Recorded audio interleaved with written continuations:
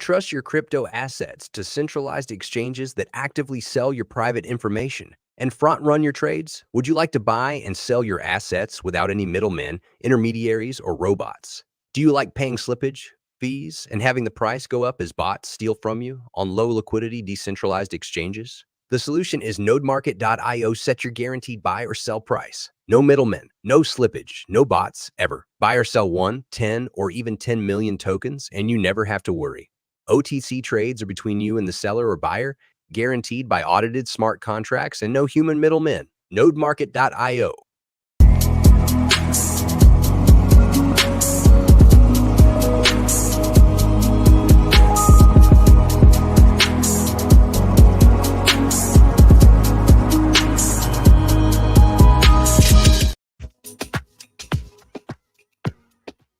All right.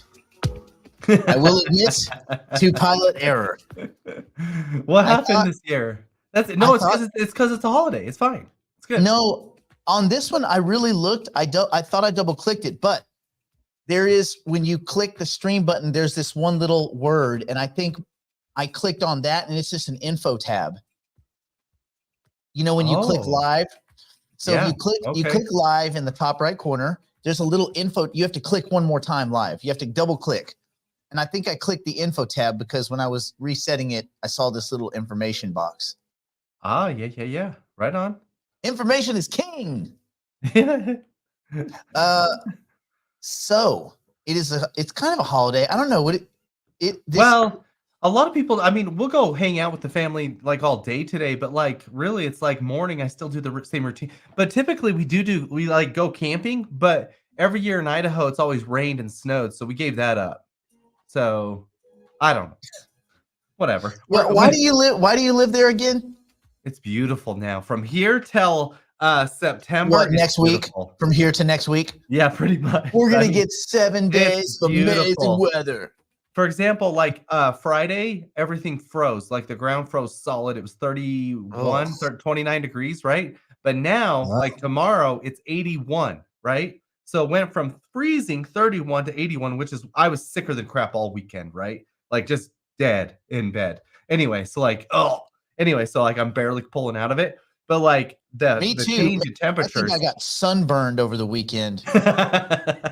You know? So we'll make this work. It's fine. So next Friday though, I'll be gone. We're going.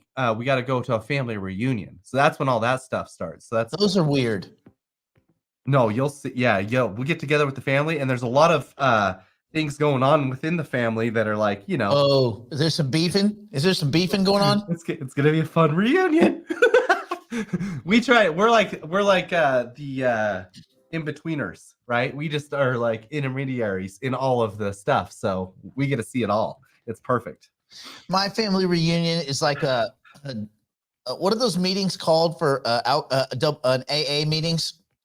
Because it's just like half of them are like making amends, and they're like on one step between, I don't know how many amends you have to make, but they're like making amends. The other half are like alcoholics that are in denial. They're all alcoholics though, all of them. Oh geez, perfect. And then there's me and my brother, and we're like the guys that believe in funny internet money. Yeah, it's so weird that people believe that that's actually going to succeed. I mean, isn't it pretty much going to go to zero? Negative zero. We got a clip today with that. It's just that thing. Oh, it's funny. It's funny. I like this stuff on relaxing days like today.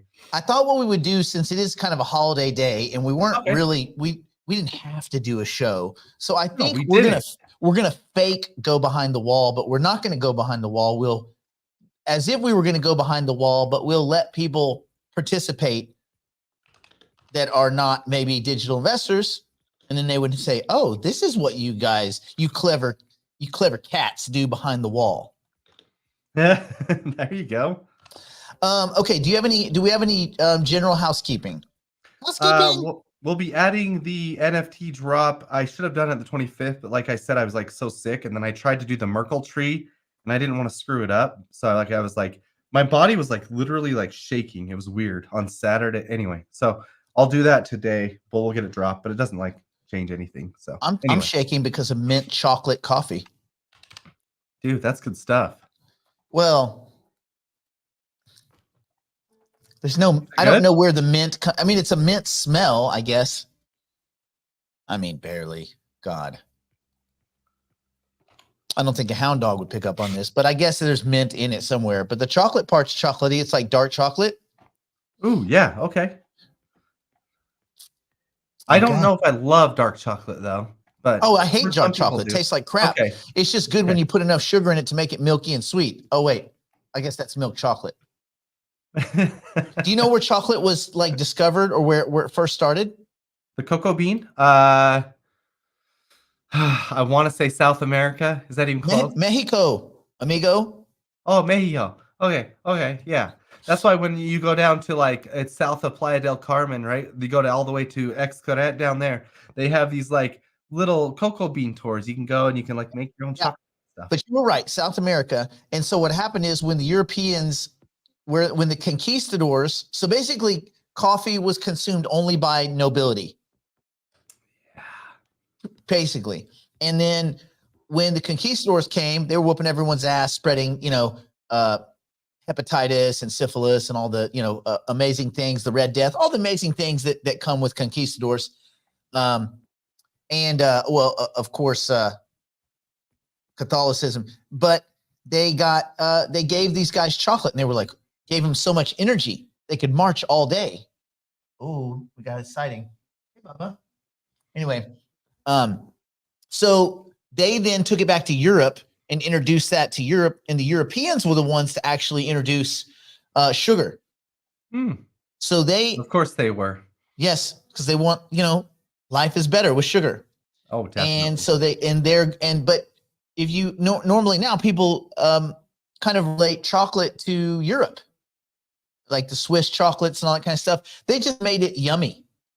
But yeah, it used to be for nobility, for them rich folk. I love them rich folk. Yeah. Okay. They bring all kinds of goods. That's cool. A little history lesson for the day. That's my housekeeping. Chocolate.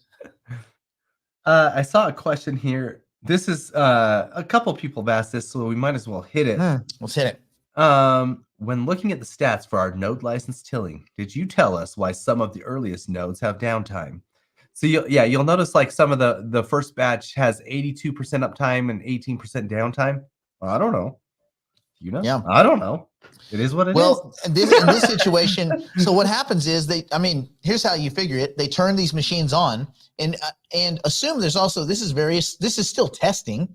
So during the various stages of testing, they may have moved hardwares around. They may have tried a bunch of different hardware to see what hardware had the most efficacy, had the most uptime. They might have tried different Wi-Fi settings, and there may have been resets that they pushed out and firmware this is and that's. I'm guessing it's stuff like that. I've gone in and seen my Hyperbox. Occasionally, one of them is always on, never any problem. The other one, I don't know if it's on because the screen's dead. What? And they're like, we'll send you a new one. I'm like, yeah, but then I got to get it and like mail it somewhere and all that. And that involves going down to the UPS people, and that's a whole thing. Like that's the UPS's whole thing because it's not even a real UPS place. I told you about that. Oh, it's like a drop. Yeah, it's like a drop off. It's a fake one, and then they have shirts, and their shirts like, no, we're not UPS. We're like UPS, and like it says like but they make it say like I like UPS, like we like UPS, but what they really meant is we are like UPS, but not. I got a buddy that owns one of those places that are like UPS. So they do UPS, FedEx, they do USPS. They're just like basically conglomerate, right? Logistic whorehouse. Yeah, I asked him what he charges. He's like, whatever UPS charges, we charge double. So, and I guess no one ever knows because no one's price shopping that crap. It's not like I do, man. It's not like Red Lobster. I gotta get there. Did they already end the bankrupting unlimited crab and unlimited shrimp, or is that still going on? They're just gonna run that thing right into full chapter 7. We live in a place we don't have Red Lobster anywhere near us within like 10 hours. Well, probably good because all you hayseed rednecks would break them. You would break them. Yeah. Do you know who else broke them? Everybody. All the everybody. Rednecks. Yeah, Everybody, all of them. everybody broke them. They said they had skinny little white guys in there eating 26 servings of crab. Really? And the quote was like, "I don't know where it all goes." I don't know.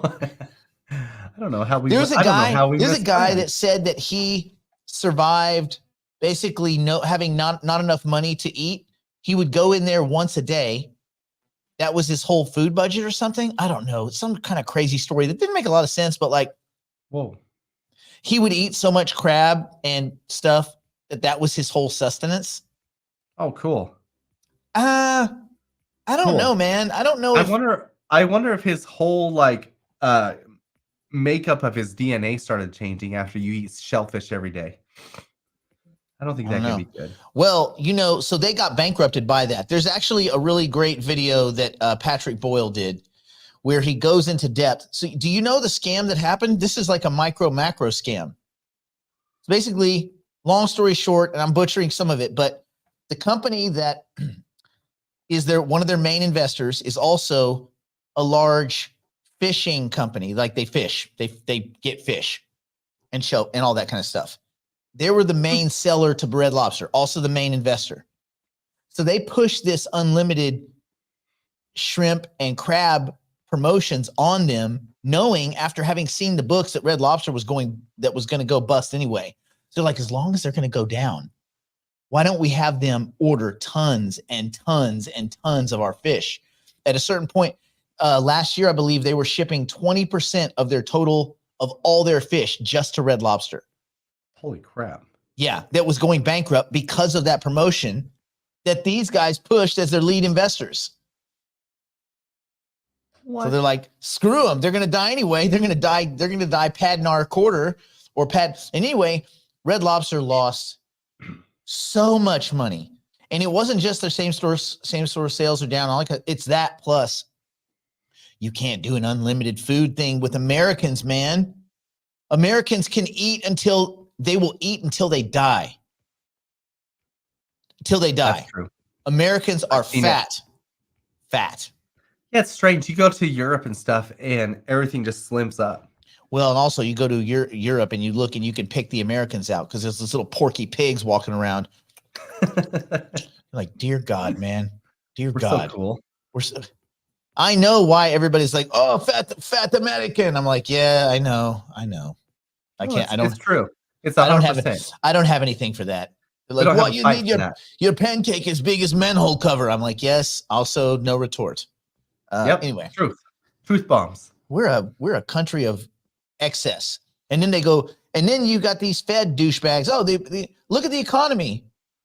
Because the stock market, bro. I'm gonna do a whole thing tomorrow where we're just gonna talk about that the stock market ain't the economy. A whole thing. A whole thing. Because too many people point at the stock market when they want to get, so that way you can get whatever answer you want and you can back it. You can say, look, everything I'm doing is working. Look at the stock market. And people will go, cool. Do you know that only 58% of Americans are even in the stock market at all? Whoa. That was literally just what I was going to say. Did you know? I was going to say okay. They did that poll where 58% of Americans think we're actually in a recession. Yes. And they think the stock market's down this year. Yeah. So 58%, there's only 58% of Americans that have exposure to the stock market. And of those, 10% own 90% of the stock. So think about that for a second. I mean, that probably a fair amount of size. Yeah, I don't have, I'm not in the equity space other than these Apple shares that I can't find, that I get a dividend check for like $7.41 once a quarter. It would take me effing infinity for that to be worth anything. But hey, first in line for dividend, last in line at liquidation. And I listened to a great video over the weekend. Jeff Snyder had one where he talked about that these Starwood, you know about the Starwood, the real estate investment trust that's disintegrating. So they've frozen redemptions. It's a real estate investment trust. They're a big one. They're like one of the big ones. Cool. They've frozen redemptions because, well, a lot of things, but basically the way I was explained it is the CLO issued. You know what CLOs are? These collateralized loan obligations. It's just a perversion of the CDOs of like a few years ago, of like 2008 and 10. Anyway, the CLOs collateralized loan obligation. It's just another monetary bullshit fiction that we come up with. And they take a bunch of real estate assets. They turn them into they financialize them. They turn them into a separate product, and they sell those based on bond ratings. And you have these levels of debt that go from the C's to the B's to the A's, and then AAA is what is called pristine collateral. That would be senior or senior debt. Or sometimes they'll give it different kind of cutesy names, but that's pristine collateral. And the way these things are structured, these REITs, is that you can have a lot of the lower layers blow up, and they should be fine because the AAA kind of products they have are like 95%, and there's only 5% crap. So that's one way to look at it. The other way you have to think about it too is that there's different investors in these REITs at different levels. Okay, there's like really low level like equity investors in a REIT. You can go buy it. Then there's preferred equity, preferred stock investors. This is the capital stack. Okay, so this is different. This is the ratings of the investors essentially. Then there's like mezzanine. Then there's like junior debt. Then there's senior debt. Then there's senior debt, fancy ass debt.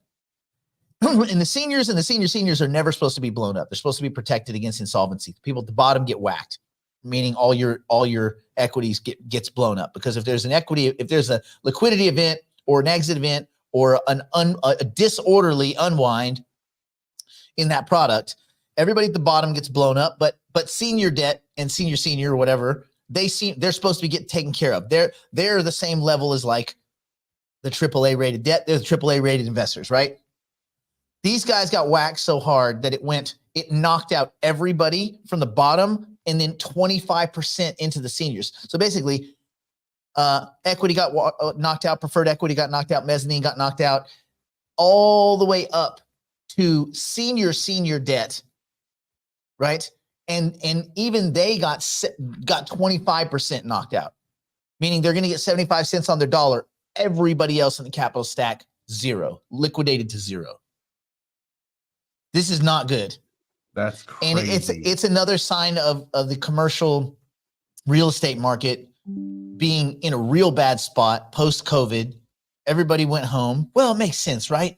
Everybody went home. People quit going to the office. Why would they go back? Like, why would they go back? And so you have a commercial real estate problem, a real one. And it doesn't mean there's going to be some giant catastrophic event, but it's not a good sign when big, strong REITs are getting demolished. And what it's all this kind of psychological kick the can down the road, because what they're all telling their lenders is, guys, things will be fine. This thing's going to turn around, man. Just, what is it? What does he say? He says, extend and pretend, right? Everything's fine. Oh, if it's fine, how come all your creditors want out? So basically all the investors, not all, but most, want out, and they froze them. They can't get out. Well, all the junior, everybody below the AAA guys, everybody below senior got whacked anyway. They're gone. They have zero. So anyway, look it up if you guys want to see. If you guys think the commercial real estate thing is just like not a real problem, it's a very real problem. Go look up Starwood. I think it's I don't know. Anyway, their symbol, but it's a traded asset. Anyway. Whew. Crazy, right? That's crazy. But I think that stuff happens a lot too. And it's like, oh, well, there you go. Howard caught a lot of fish this weekend, everyone. He did? He did. Good for Howard. Can you explain low float, high FDV coins and give us an example?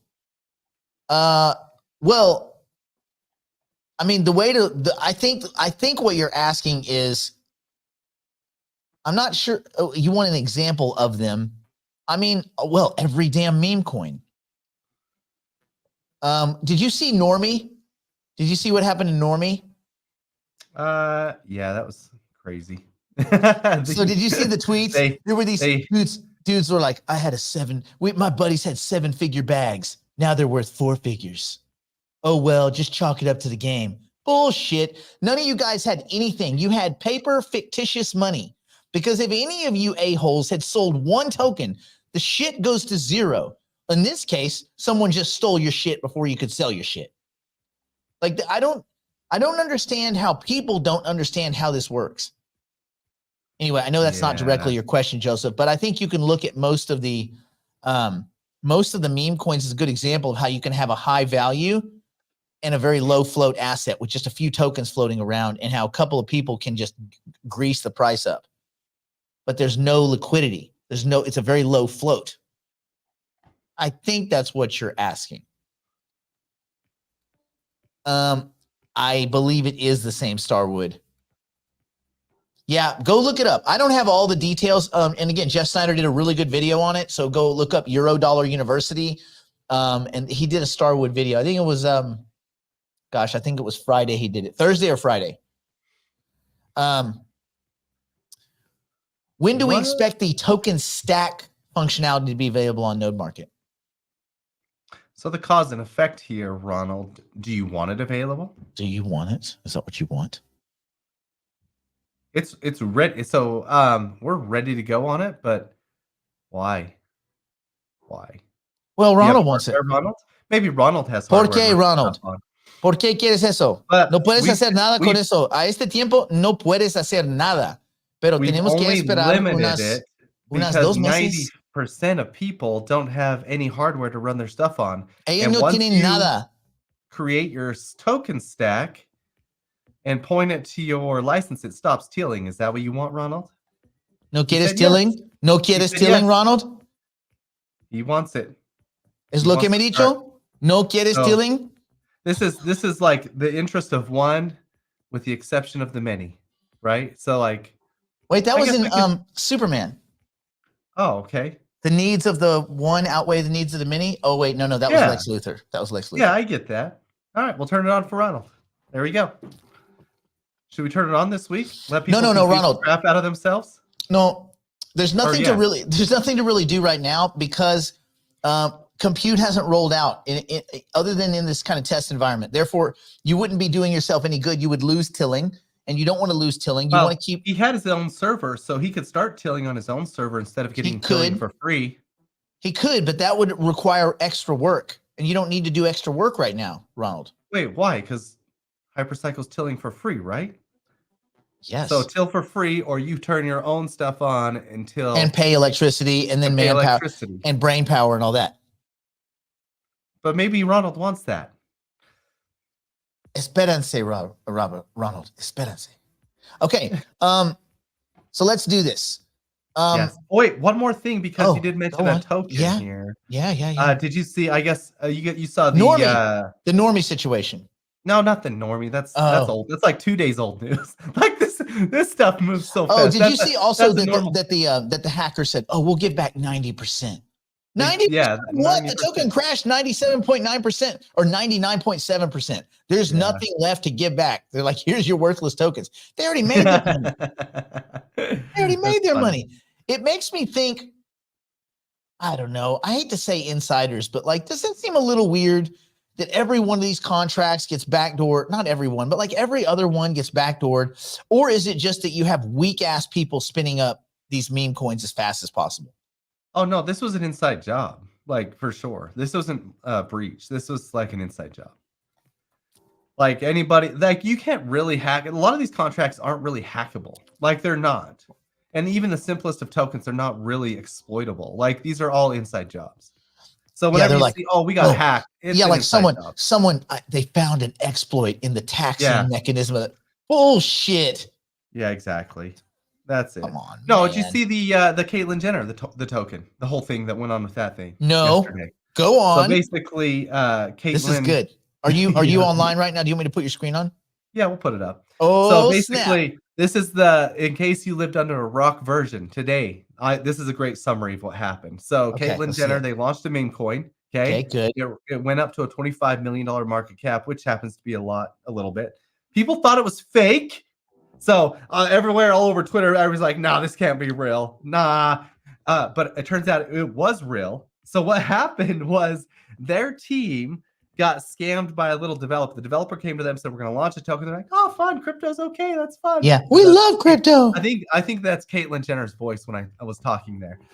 Anyway, we love crypto. Turns We out the love developer had crypto. an ulterior motive. So they actually did get the real Caitlyn Jenner to go on to all the platforms and be like, "Hey, buy my token." Oh no. Unbeknownst to Caitlyn Jenner, the dev pulled the project without Caitlyn Jenner even knowing. And so she's still pumping this token. Oh and no. it's all rugged. It's all rugged over here behind the scenes. And so then Caitlyn Jenner hops on this Twitter space yesterday and it's like, "Hey, my token's doing good," because she has no idea how to read crypto, because Yeah. why would she? Like, what is she doing? And meanwhile, the token's all rugged, but it's still doing halfway decent because Caitlyn Jenner is legitimately pumping up this rugged token. So and as he's still pumping, the dev is still draining. So how much? So they gave this dev $25 million. Oh, no, I don't know. 25 million is the market cap. I think about 800,000 is what the dev got, something like that. Nice work, dirty dev. Yeah, and then Caitlyn Jenner's probably still thinks she has a crypto token somewhere. Is that who's that a picture of? That's Caitlyn. Who's that fella? Yeah. Right. God, can you listen? I don't want to be mean. I don't want to be mean. I've tried to stay out of that too with this. Put that picture back up, just real quick. Okay, fine. So you wake up. You remember that Folgers commercial? The Folgers go, da-da-da-da-da-da, da-da-da-da-da-da, and it would be like the holidays, and someone would smell. They would smell some Folgers, and they would smile. The eyes still closed. They just came home from the army, or whatever, or from college, visiting their family for the holidays. Da-da-da-da-da-da-da. And then you go in the living room, and that's the one that hands you your cup of Folgers. Oh no. Well, that's true. I'm gonna pull this up because this is funny, because you look at this picture and a lot of people were so confused. They're like, "No, this is a deep fake. That can't be a real person." But then everybody's like, "No, I think that is the real person. And just she looks like that." They're like, "No, it keeps going back and forth between like a guy and a girl. I think exactly." And they were it created more confusion because it's Caitlyn Jenner, because everybody was like, "Wait, is it?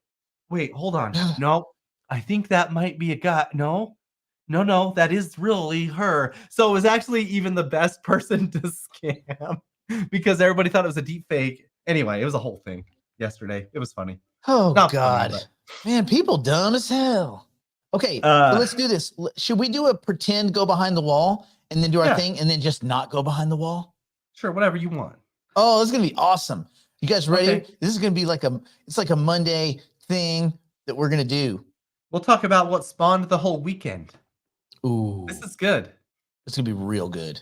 And we can do actually some- the markets are pretty good. They're not terrible. Well, yeah. If we're Thanks being to honest. Trump. If we're being Thank you, honest. Trump. We're going Donald did it behind the for us. proverbial wall now to continue the broadcast privately for the digital investors and digital private clients.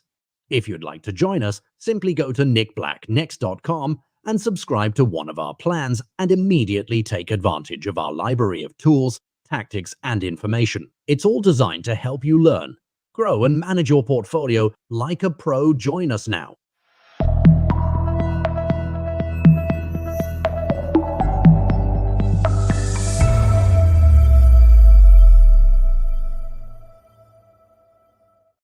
You know what I would like to do? I almost just want to nuke the Twitter one, just on principle, but I won't, because that's not in the it's not in the holiday spirit. Definitely nuke the Twitter one. It's not in the holiday spirit. Nuke it. It's not the holiday spirit, buddy. We have to be better than that. We have to endeavor to be better, Brandon. Endeavor to be better. That's a new bumper sticker. I'm going to write that on a t-shirt with a marker and sell it. $900. Who wants it? I'll do it for $1,000. I'll do it with Brandon's blood. I will. No, I will. You will? Okay. What spawned the whole weekend? Did you watch that clip? This is the obviously, and you guys say you can't hear this. Just turn up your volume. I don't know why. That the future of crypto and the future of Bitcoin will be made in the USA, not driven overseas. I will support the right to self-custody to the nation's 50 million crypto holders. I say this with your vote. I will keep Elizabeth Warren and her goons away from your Bitcoin. And I will never allow the creation of a central bank digital currency. All right. So if you didn't hear that, basically over the weekend, this was all the talk. Donald Trump said he was going to come out. He was going to keep Elizabeth Warren and her goons away from us and our crypto. We're going to be able to self-custody.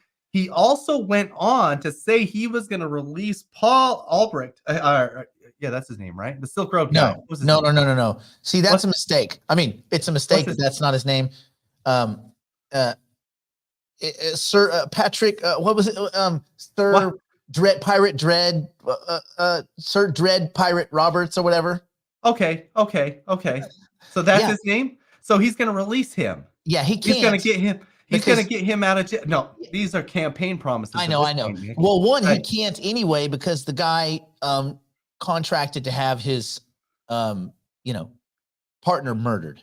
Okay, so yeah, this ain't gonna happen. But he is clearly going pro crypto. He's pro. He's orange pilled like a mofo. He's making some moves here, boys and girls, and that obviously helps spur a lot of what's happening over the last couple of weeks because now everybody's scrambling.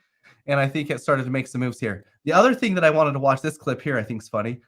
Did you know Bitcoin is up 1,300% since Dave Ramsey said Bitcoin is a really good way to turn 1 million into nothing?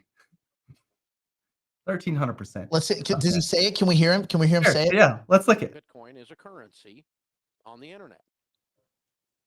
It has no value except to the extent someone else will take it from you. That's all money, Dave. Just like that paper has no value, except the extent someone else will take it. So Bitcoin is the Iraqi dinar of the internet. And I know intelligent people who, while they're intelligent, are not wise, that have put a bunch of money in Bitcoin. But it's a really good way to turn $1 million into nothing. To play in unstable currencies that they're and here's what you have. Let me tell you what Bitcoin is. Okay, tell us. It's WWW. It's the wild, wild west. You're back to the Western banking system. Oh, interesting. Because all of a sudden, one of these computer nerds just flips a switch. The whole freaking thing's gone. Oh, that's right. The switch, the kill switch. There's no value. Yeah, EMP. EMP. Ripped off. This is a guy who doesn't know how to use a fucking cell phone who's telling us this. Techie guys are sitting in front of the building with a sign that says, "Where's my money?" Well, honey, you never had any. It's not real money because it's not a stable currency that has any kind of a system that backs it, that has any kind of a system that protects. Well, I made a lot of money in Bitcoin. You can make a lot of money trading dirt to somebody else trading dirt until people catch on that dirt's not a good idea to trade. Yeah. There's people that make a fortune trading dirt. I love. Yeah, They're I called know. nurseries. I got charged $300 for a load of dirt. When was it? When did he do that? That's pretty much the gist. I don't know. Vivek just said it was 1,300% since he did that. I could find the date. It's a 13x where let's call it 70K. That means it would be what, 14K? That's 1,300%. No, sorry. 7 or 8. No. 7 or 8K. Yeah. 6,500. 6 to It'd be like 6,500. 6,000. 6,000 Yeah. probably. So I mean, 6,000. God, this guy. But you know what? I don't mind people getting it wrong once. If he was still saying that. Oh, no, he is. That's what I was going to say. So I know a guy that went and did an interview with him this last week, offered him a full Bitcoin if he would take it. And he said, no, because I don't want to deal with that. Straight up offered him a full Bitcoin. I have the I listened to the podcast and everything. The guy's like, can I talk to you about crypto? He said, sure, but I just don't believe in it, And he said, would you take this Bitcoin if I offered it to you? He said, no, because that would be hypocritical of me and my past decisions. Because I guess that's a ego thing, that's a pride thing, because if you're not willing to accept new innovation and change in what's happening in the environment around you, that's too prideful to me. And that just leads me to my last slide here. Well, the constant, I would just, to button that, the constant about winning intellectual arbitrage. All of life is intellectual arbitrage. Sometimes it just sends you down the path of it being money, but all of life is intellectual arbitrage. That's what separates haves from have-nots, one way or the other. And so, and you can change your decision based on new information, right? It's not like you get in one lane on the highway and you're like, I made the wrong choice. I'm never getting out of this lane. I can't switch lanes. Just, nope, that's it. I'm stuck. Like, hey, you know that there's like 5 other ones. Nope. But some people are so dang prideful. And if you're going to be prideful for 2 minutes. That's fine. You know what? Hold on to your beliefs and your virtue for about 2 minutes and then say, okay, cool. Got that out of the way. Now let me just do something that's going to end up the best arbitrage, the closest thing to a Nash equilibrium for everyone involved. All right, Brandon, go carry on. What he was saying was it's the WWW, and that's exactly what it is. That's perfect. Okay, so this chart kind of goes through what Bitcoin adoption versus the internet adoption. And these years, I don't know if you guys can see this, but this is internet adoption. The gray lines are all the internet adoption. This is in 2023, okay? This is in 1999 for the internet. We had about 300 million users for the internet. It was the wild, wild west. Yes, he was right. And right now in 2020, this is an older graph. In 2023 for Bitcoin, we have about the same. Apparently, Bitcoin is following the same exact chart for adoption as the internet. So we're kind of like sitting now where the internet was in 1999. Remember when the internet was going to go away and we weren't going to use it anymore? Oh, man. It was a gimmick. Remember that? Can you find that video where they're laughing at the internet? Do you remember it's like a morning show video? They're like, oh, the internet. Oh, I don't even know what I would do with it. Like, what do I want to write they were like making fun of email. Yeah. And then people were like making fun of them, making fun of it, like just how stupid they all looked. And it was like, why would I want to send an email when it's so easy to just go out, buy pens, buy envelopes, buy stamps, buy paper, write a letter, make sure it's spelled correctly, go rewrite it 3 times, then fold it up, put it in the envelope, lick it, put a stamp on it, put the address on it, put the return address on it, and go find a mailbox. Like, why would I want to send an email when sending a regular letter is that easy? Yeah, it's that easy. Dummy's gonna dumb, so man. True. I mean, it took 1, 2, 3, 4, 5, 6 years for the internet to even get to 1 billion users. Okay. And Bitcoin is still at, I think this year it's about right here. It's 400 million users. 400 users. 400 users, probably, give or take 400 million users. So they're saying we're right on point to actually escalate quicker and get to 1 million or 1 billion users before this curve here on the internet. So once we get to that, I mean, whatever, or it's going away just like the internet did. Who knows? So yeah, I mean, I think the takeaway is you can be, if you're going to be prideful for just a few minutes, and then just, do you want to be right or do you want to be rich? In this case, do you want to be wrong? So that gets, it's the Michael Saylor thing too. Like, don't be so absolutist that you're not willing to make a pivot for what's best for you. Just pivot. It doesn't matter. And it's Dunning-Kruger, right? Like, but it doesn't matter what you decided a week ago. If the information changes, just change with it. Do you think like the CIA is like, this guy's here now. He's in Copenhagen. No, sir. He was in London. Yeah, I know he was in London, but he got on a plane and he's now in Copenhagen. Sir, he was in London. Right, but not now. Like, you have to just change when the information changes rather than get so stuck on that my earlier decision was correct. And you know what it is? It's laziness, because people don't want to go, crap. They're like, I don't want to reevaluate my decision. I guess I'll just stick with the old one because it's intellectually easy. Now I'm going to go watch real fake housewives of some damn place in California, because all this crap shot all around us, and watch a bunch of fake people live fake lives, and I'm going to squander my real life for that rather than just spend 5 minutes doing some research. Like my new crypto advice for people, they're like, hey, what should I buy? I'm like, you should buy yourself a few hours a day and go do some damn research so that you know what you own. Like, I'm not telling anybody buy anything anymore or sell it. That's when you really get in trouble. Dear God, don't tell someone to sell some crap and then it goes up. They're going to be mad. There's still people that are mad at me for telling them to sell Cogito, that crap ass token with zero use utility, no adoption, like scored a negative 4,000 out of 25 points. Out of 0 to 25, it scored a negative 4,000 on the 5 Ts. And there's people that are mad at me. Like, I got in several emails. That was my, what the guy say? He was really mad. I feel bad for him, but not for that reason. I feel bad for him because he got mad, not because he lost money. I told him that too, and I don't think that made him any happier.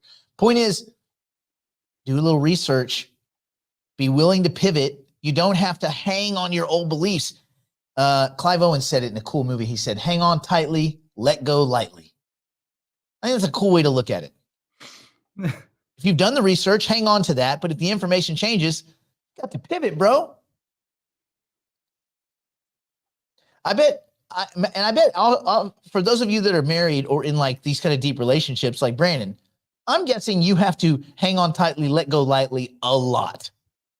What? Like to make a relationship work. My relationship's pretty easy. My wife's cool. No, but what I'm saying is you can't both be stubborn if you have a disagreement. You can't both say, I refuse to change. I refuse to see your point of view. Yeah. You gotta at some point, everybody's got to go, okay, great. Let's move a little bit.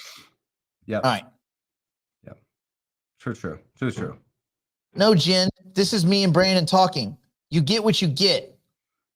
What? We can't talk? We're not allowed to talk anymore. Damn it. Why? Damn, Jen called us out. What for? My I guess thought is Jen and I were friends, to be honest with you. No, my guess is What? Jen is probably not going to ever be a digital investor. And that's okay. Yeah, well. Winning's not for everyone. Yeah. Okay. So next up, we got here. I don't know if you guys noticed this or not, but these charts are kind of cool from Crypto Quant. As retail investors have been selling, obviously whales have been accumulating. I've seen some charts too that a lot of the retail investors are just kind of dribbling. They trade so much that's crazy. But now over the last couple weeks, over 40,000 whale wallets have been actively purchasing Bitcoin. Bitcoin's kind of been holding stagnant in that level. All eyes are on Ethereum right now, and that's okay. But this is sucking the supply off of the exchanges. I had this graph pulled up too, but I got rid of it, of the money flow from different assets. Like, for example, from Bitcoin to Ethereum, from Solana to Ethereum, from every blockchain is all flowing into Ethereum. And you know why. But I think it's stupid because this always happens. People always chase the pump. They always chase what's happened in the past. And so they're all flowing it into Ethereum, which is why Ethereum is continually going up. And maybe it's not wrong, because if you look at the Ethereum Bitcoin chart, we're still not even close to where we should be. Ethereum isn't even close to its all-time high, but Bitcoin is. I think even Solana might be, I don't even know where Solana's all-time high is, but Bitcoin is already at its all-time high. Ethereum still is about 20% behind its all-time high to match where Bitcoin should be. So we still need to jump 20% to be able to match where Bitcoin is, which I think that's going to happen. I think still coming up here soon. I think Fit 21, whatever iteration passes the Senate, I think that's what spurs the correction to normal, or the revaluation of these two assets against each other. Did you know this, Brandon? Do you know that net hedge funds are short Bitcoin? Really? Yes. That's silly. So now I'll tell you why. So a lot of people saw that statistic over the weekend and they're like, what? This is bullcrap. They're getting ready to slam the market. They're going to pull a shenanigan. First of all, people at hedge funds are not smart. So don't be fleeced into thinking that means anything. I can put you in a room. Look, if I got the hedge fund guys that I've met that run billions of dollars, and I put them in a room and put a sack over their head, you think you were talking to a bunch of idiots. These dudes know nothing. However, this particular stat is not showing that they're biased towards the negative about Bitcoin. It's that most of them are likely performing a kind of basis trade. Do you know what a basis trade is, Brandon? Mm-mm. Or the basis trade? You probably do. You just probably haven't heard of it said like that. When markets are in contango, it's basically like this. When the futures, I'm going to make it super simple without using terminology. Contango, you'll hear about contango in the oil markets where the spot price is, let's say, $4 and the futures price is $6. There's an arbitrage trade there, right? The difference between the right now price and the future price.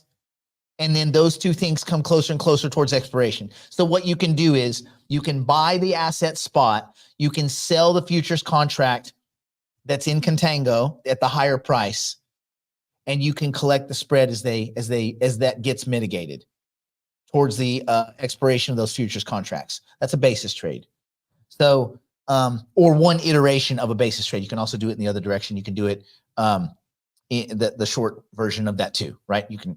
But anyway, so that's likely what these funds are doing, and they're doing it to just guarantee to lock in some profit. So as a separate trade, not as part of their kind of Bitcoin investment strategy, but as a way to just grind out a couple of extra points. Because remember, hedge funds, they got to make money for their clients because most of their fees, depending on how the hedge fund is structured, it's usually like a 1.5 or a 2 and 20.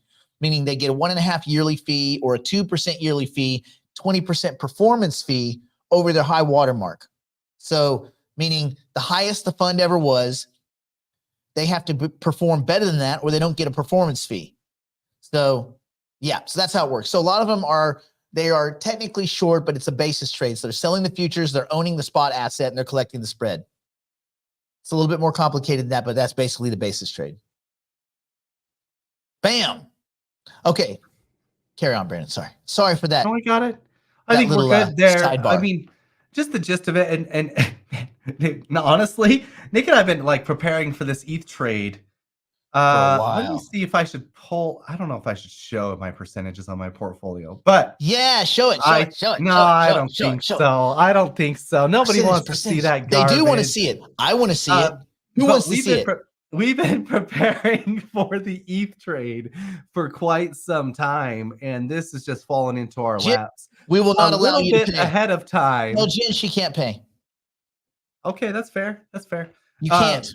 So basically, this is falling into our laps ahead of time. We've been preparing for this. So all of you guys who have been behind the wall now, we've been talking about Ethereum and all this coming. And we can see that this is kind of paid off for us. But going forward, we want to give some guidance as to what we think is going to happen. So in my opinion, I still think ETH is going to trend up. I don't think this is a huge sell the news type event. I think this is going to They already sold the news. Ethereum. They already sold the news. Yeah, was that minor dip a sell the news thing? Yeah, whatever. Because remember what happened to Bitcoin? Oh, what we need is Kramer to come in and say that the top is in for Ethereum. That was the problem, as Kramer came out. It's like, I actually own a little bit of Ethereum. Oh shit. That was kind of like, minute. That was hard to see that. Can we deep fake Kramer saying the top is in? People have already deep faked some posts for Kramer, or not. Some Twitter, they've photoshopped his account and said, "Oh, it looks like this is the top for Ethereum now." Yes. No, but I want to have him saying it. I want to have him say, "Sell." Ethereum, sell. All we need is him, and if on the same day, we also got Mark Cuban. Mark Cuban, he's actually been, dude. He's been saying some stuff that I agree with lately. I've been liking his stuff. Right, but remember, he was the guy that has called the top in every asset he's ever touched because when he buys it, and so that hurts. So we need to have him selling Ethereum. But he hasn't necessarily bought in. He actually said he hasn't bought in any products yet because he can't, because it's too hard. So we're still good. Yeah, because he said it doesn't bode well for him legally. I guess, because there's no legal clarification. So he wants people to clarify legally. Right. what So they can he's and in can't some buy. special category of American that we can't understand. You know, the kind of things that a guy as sophisticated as Mark Cuban must go through day to day. Oh, let me guess, Mark, was it squandering the wealth of that basketball team over a 20-year period? Something that complicated? Was it squandering your other investments or being 0 for 500 on Shark Tank? Was it any of those really complicated things that you do that the rest of us couldn't possibly imagine? I get it. It's a tough world for the fucking intellectuals like Mark Cuban. The rest of us can't even imagine that world. ETH is 23%. That seems too high for me. But that's only because it's gone up now. Well, I don't know. I've always purchased ETH, and so that's that. That's that. Wait. So you're up. Wait. You said you're going to show your percentages. You said so you're up 23%. No, that's my percentage of my portfolio. Oh, that's the percentage of your portfolio. Yes. Smokes. I know. Holy shit. Let me look at mine. I know. That just happened though. Like, I mean, it was What the like shit? 15% not long ago. And that was still high. But that's only because, well, my Bitcoin's 5%. Okay.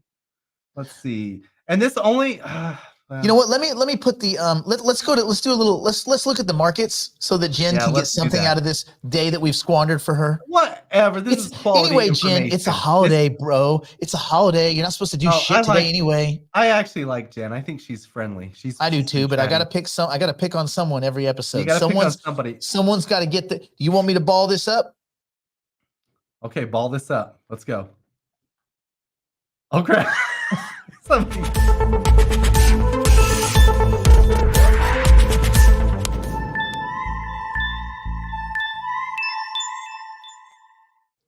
Okay, I think it hasn't updated because I think oh yeah, there we go. So the total space is at 2.65. So we're not far away, man. We're not far away. We're 343 billion away from what I would consider an actual bull market. 70,000. Bitcoin popped it up. Yep. Woo woo. Hey, there you go. So you're at okay, let me look at my thing. You're saying you're at 23% Ethereum, huh? And that's only because, okay, so I look at Ethereum as my stable coin. And this because I don't include USDC as part of my portfolio, right? So I use Ethereum as more of my stable coin, and I always kind of have. So that's why. So I'll tell you my personal percentages. You ready for this? I'll give you my first. I'm not going to tell them everybody, but I'm going to give you my first 5. Only the percentages. Okay, perfect. Bitcoin 36.6. Oh, geez. That's where I'm. So I'm here. I'll tell you mine as you say yours on those units. I'm at 5.3% Bitcoin. Okay. Listen, I remember when you were a no coiner. Yeah, that's fair. And I'm not orange pilled either. Anyway, USDC 11.9%. Oh, see, that's where I don't even. Yeah. Okay. Keep me that dry powder, bro. Yeah, ETH's my dry powder. Ethereum 10.8%. Oh, so if you combine your USDC and your ETH, it's close to my 23%. Yeah. So we're good. It actually would be like 22.8, 22.7. Yeah. Yep. See? Same. Fetch 10.5.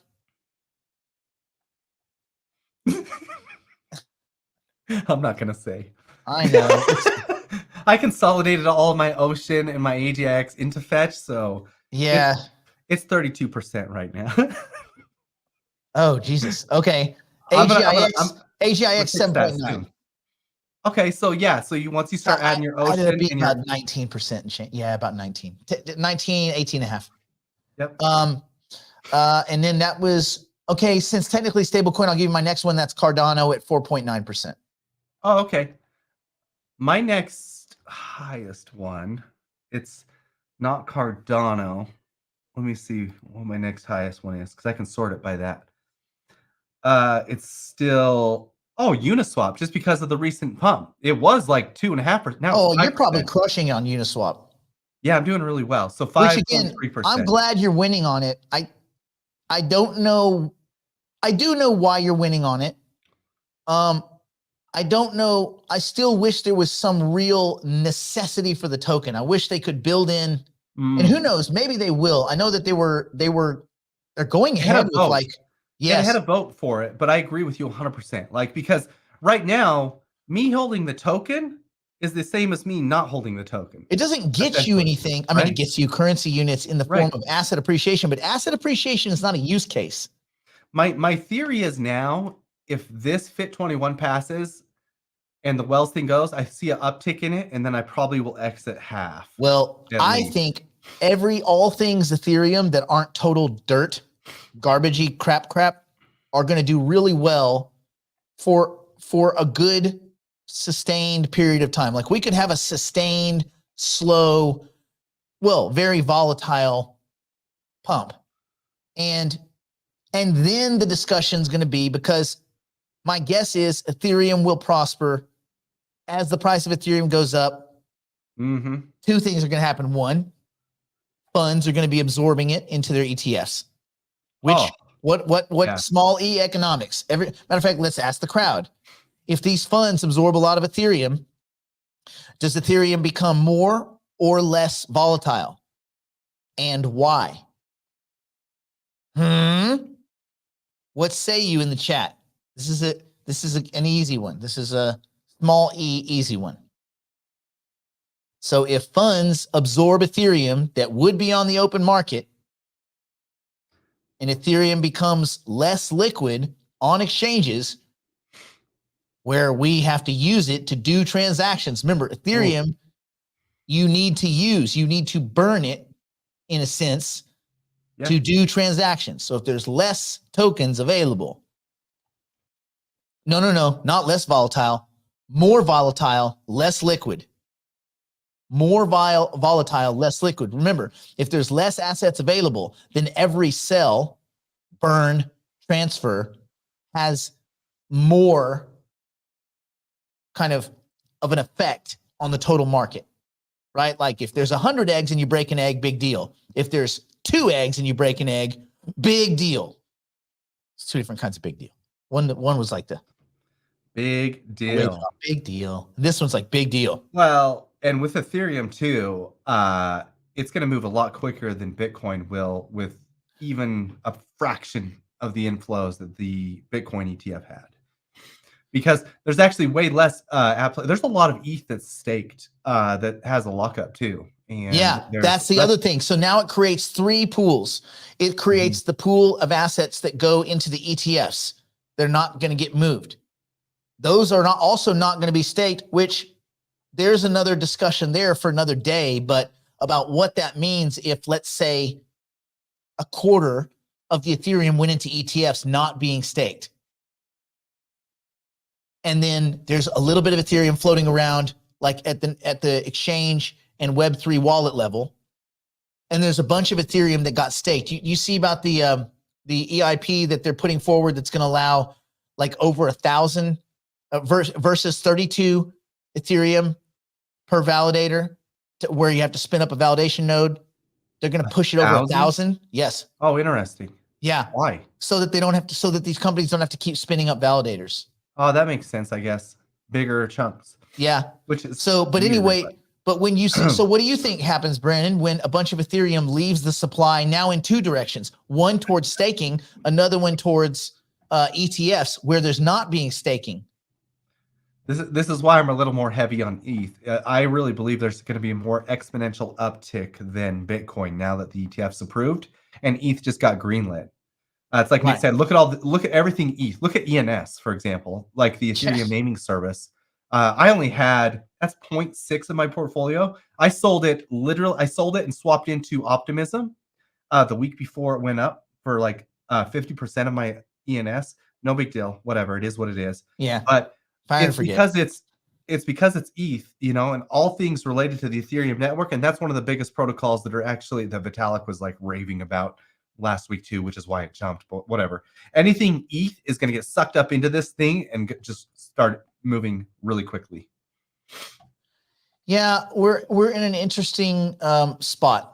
So we'll see how all this stuff. Oh, Rejuve's having a tough day. Weird that the company with a token that doesn't matter That's is getting beat super up. strange. Why is so Fiaverse struggling, Rejuve struggling so bad when all these things are going up so hard? It's really Maybe strange. it's the most worthlessest. It's the mostest worthlessest of these.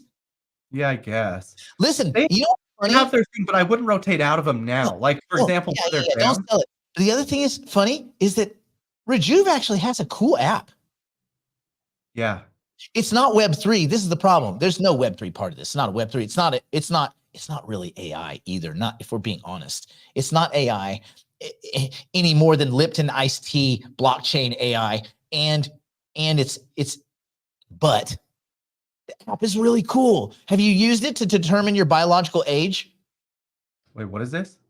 So you get the app and you basically you offer up information about yourself, like the things that you eat, how often you work out, like health information.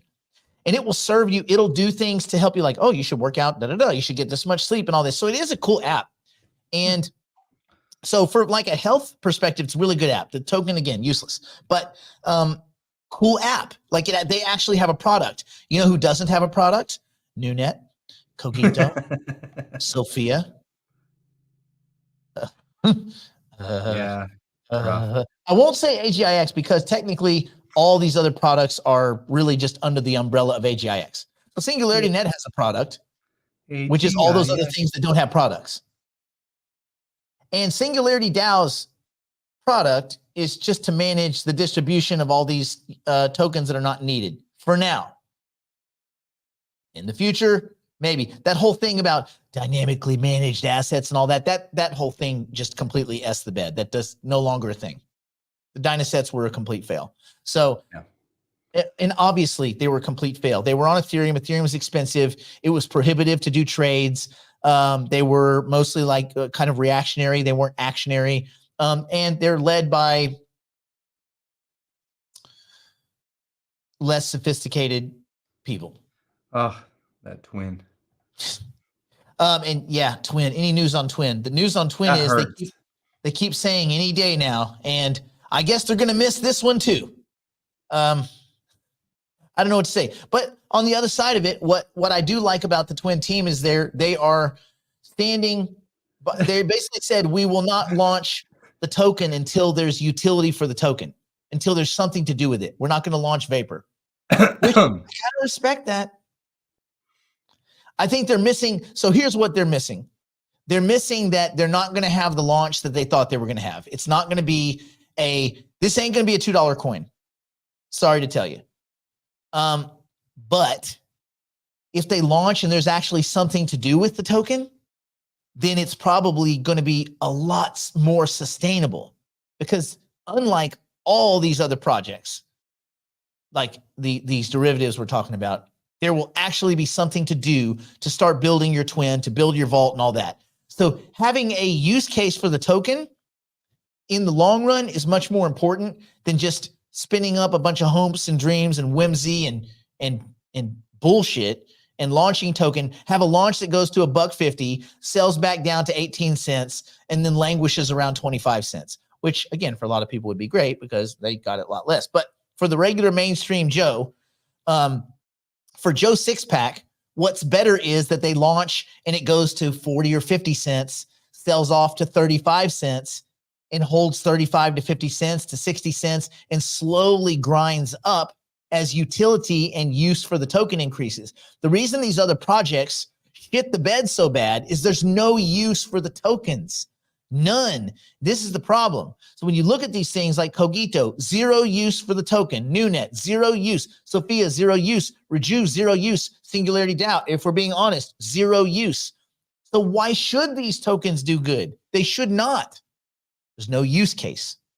And that's why we push use, utility, and wide scale adoption. And if the stuff that you're buying, whether it's an equity, a piece of land, a damn vending machine depot thing, my buddy's getting into vending machines that do those vape pens.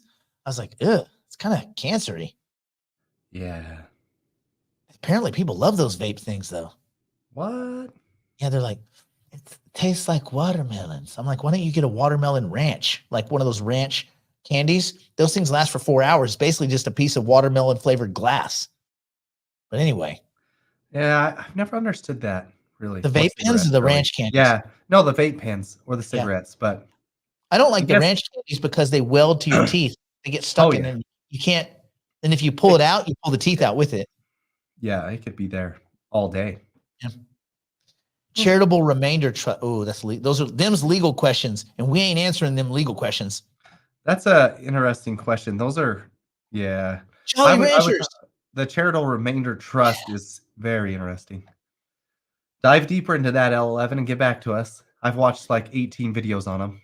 Okay, let's do this. Our final thing for the day, because we've already wasted a lot of people's time. We've squandered a lot of holiday time that people will never get back, ever. Hey, So let's squander away another 2 minutes and give me. Someone just gave you a relative keeled over that you didn't even know you had, Brandon. what? Yes, Which they one? keeled Oh, over. which one? They gave you a crisp $100 bill.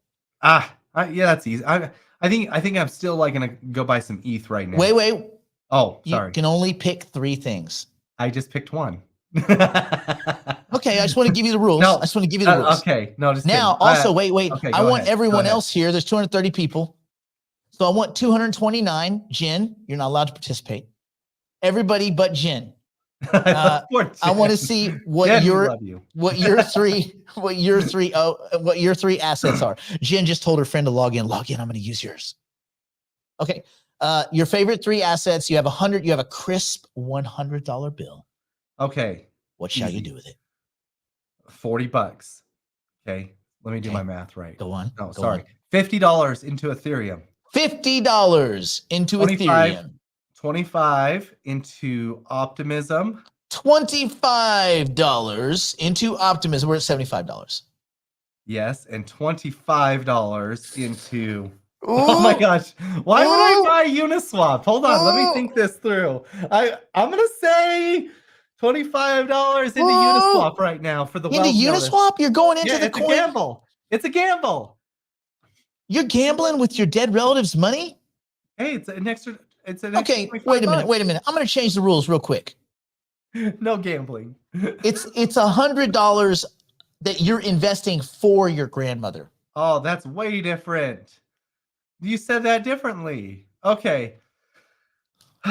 In that case, I would buy some. I like Filecoin right here. I bought Filecoin at $10 last.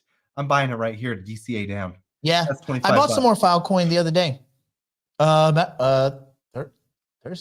Thursday. Yep. Okay. It may not be pumping now, but it will. So Ethereum, Optimism, and Filecoin are my 3 right now. Ethereum, and that's for grandma. Yeah, poor grandma's gonna be okay after that. Man, her shit's getting blown up.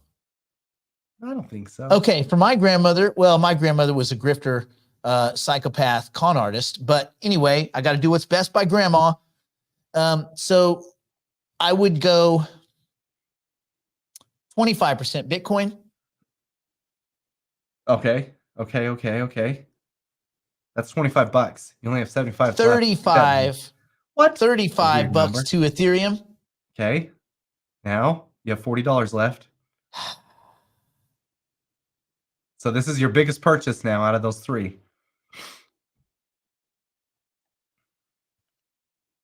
$40 Cardano. Huh. I see why you would say that.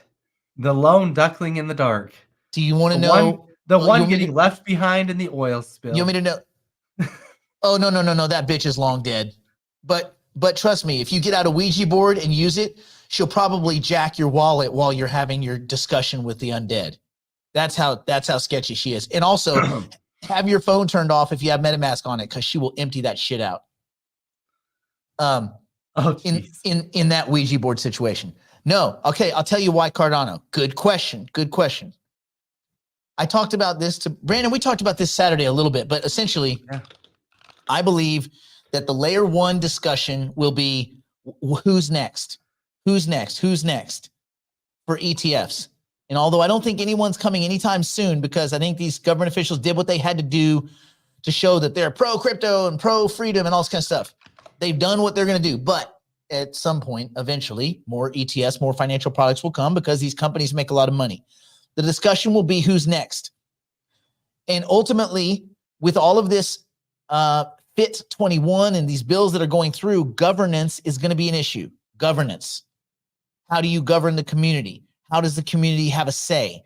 Is it decentralized? Less than 20% accumulated in any one area, wallet, consortium, cartel, whatever. And if you have discussions about layer ones and discussions about governance, Cardano wins. All of them, hands down. They are the best at governance, period. All around, they're the best, period. Now, again, that doesn't matter because sometimes you can have the best product and it just doesn't matter. Charles is probably the reason why, he's part of the reason. Part of the reason why is Bitcoin and Ethereum have a lot of early investors. A lot of those early investors made a lot of money and they keep pushing it through their various connections so they can continue to milk it. And now Wall Street's on board to also milk those early investments, but they will look to new investments to milk. And that's why I think this one. The problem with Solana is that when they dig, if government officials dig into it, it looks pretty ugly. There's going to be a can of worms, boys. It looks really ugly. And it's not just recent. It's just they have a past littered with ugliness, and they're directly connected to Bankman Fried Chicken and his whole cabal. That's going to come up. That's going to be a problem, at least for regulators. Think about Elizabeth Warren and what you think. Listen, the way she shit on Bitcoin, you think she's going to be cool with Solana? Come on, bro. So anyway, I think it's going to be a layer one discussion. I also think there'll be a layer two discussion, but in the layer one discussion, I think Cardano is the best in breed. So it's likely the next one, probably you get Cardano and Algorand. So I also think Algorand but Algorand's a trickier play. It's not as quality a product. So anyway, that's why. Oh, one more thing, because I think it's important, because I know you talked about Solana. We talked about this in the past, but I wanted to share this because this is actually big news, because over the past cycles, they how did they indicate the top of the bear market, or when things are starting to heat up, they saw certain apps moving up the charts. So for example, the Coinbase app started moving up the charts last bull run as it started moving up there. Anyway, this week, Phantom Wallet is number 6 on top apps in the Android Play Store. So anyway, interesting. So a lot of people getting ready for some Solana, which means a lot of people getting ready for some meme coins. I think that's a meme coin play, because we're in the throes of the meminess. Yeah. Which again, dummies are going to dummy. It's no different than gambling. Good for them, and some of them will stay, and most of them will go. And most of that money is going to matriculate into our pockets. Oh no, it's already funneling into Ethereum. So if they make money there, good. It funnels into Ethereum and the more stable coins. And I'm going to be doing a video on this Phantom Wallet, how to get that and use that probably today, hopefully, if I don't anyway, I gotta go take some throat stuff, but yeah. It wouldn't be a mutual fund, Chris, because of the way mutuals are set up, but yes, I get your idea. And yes, there could be other ETFs with like index.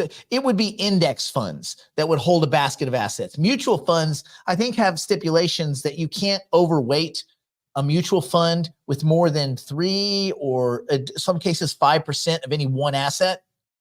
So mutual funds are a big wide distribution of assets that capture a giant swath of them of a kind of market. So I think that, but you will see index funds that have indexes of certain assets, things like that. We actually thought about doing that a while back, creating Ethereum index funds of different kinds of assets in the Ethereum ecosystem. And it just ended up like, well, we're just buying them anyway. So why do we create a fund that has to manage all that kind of crap? And yeah, there. Anyway, that's all I have to say about that. Well, that 2 minutes took 14 minutes. Brandon, any final thoughts for this damn holiday? No, it's a good day. I am excited where the markets are headed. We could be on the precipice, as we've been saying. Howard's got a question. What? Should we answer it? You know what that means?